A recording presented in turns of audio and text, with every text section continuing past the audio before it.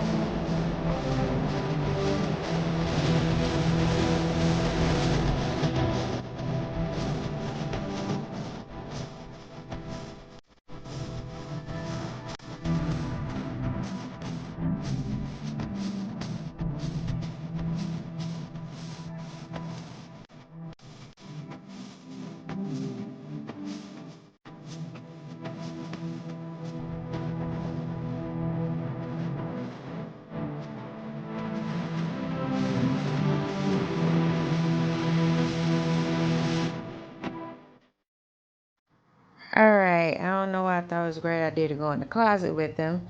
But I can't record anything. Maybe if I had a very high-powered camera, which I don't. I just use my little phone.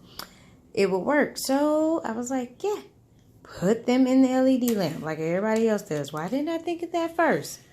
So, voila. Look at those.